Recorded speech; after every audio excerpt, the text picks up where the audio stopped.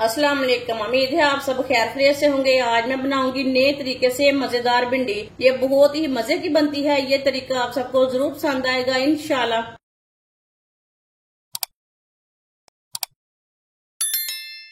आधा cup oil. Oil आप कम ज्यादा कर सकते हैं अपने हिसाब से। 1.5 पाव भिंडी।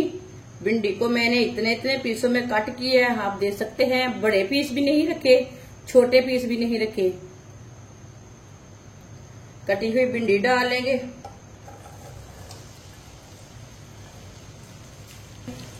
मिक्स कर लेंगे।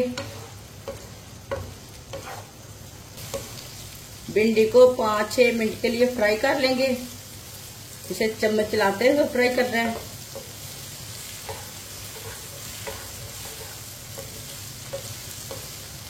ये बहुत ही आसान तरीका है भिंडी की सब्जी बनाने का। इस तरीके से भिंडी की सब्जी बहुत ही मजे की बनती है।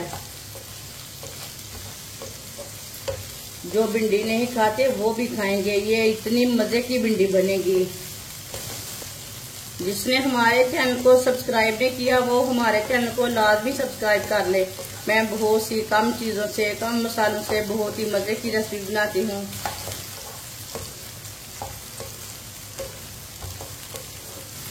भिंडी को इसी तरह चम्मच चलाते हुए फ्राई करना, ताकि दोनों साइडों से अच्छी तरह हमारी भिंडी ब्राउन हो जाए, पक जाए अच्छी तरह। वीडियो को पूरा देखें। वीडियो को पूरा देखने से पता चलता है बाजी ने आज कैसे भिंडी बनाई है। 2 सब्ज मिर्च बारीक कटी हुई,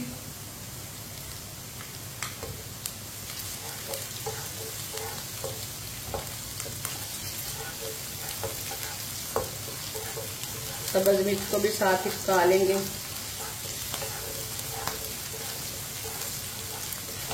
आप देख सकते हैं भिंडी को मैंने 5-6 मिनट के लिए पका लिया है, फ्राई कर लिया है। अब चूल्हे की आंच को बिल्कुल कम कर देंगे। चूल्हे की आंच को मैंने बिल्कुल कम कर दिया है। 1 चमची नमक जरूरत के साथ डाल सकते हैं जितना आपको जरूरत है। आधी चमची सुर्ख लाल मिर्च, आधी चमची हल्दी पाउडर, आधी चमची गरम मसाला, आधी चमची पिसा हुआ धनिया। मसालों को हल्की सी आंच पर 1 मिनट के लिए पका लेंगे। मसालों को जलने बिल्कुल भी नहीं देना। चूल्हे की आंच को बिल्कुल कम रखना, नहीं तो मसाले कड़वे हो जाएंगे।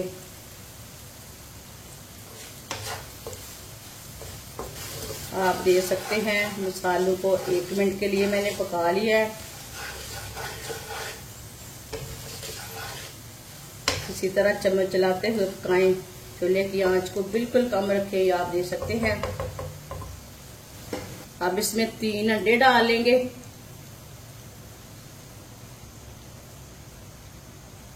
इसे अच्छी तरह मिक्स करते हुए पका लेंगे।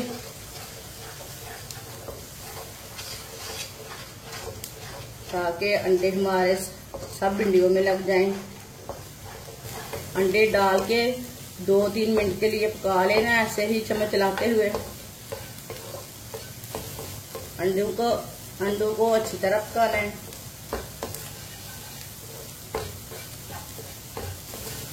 दो 3 मिनट के लिए मैंने पका लिया।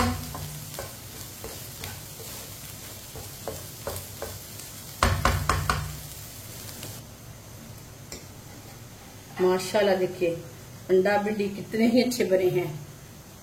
प्लेट में अंडा शामिल कर लेंगे।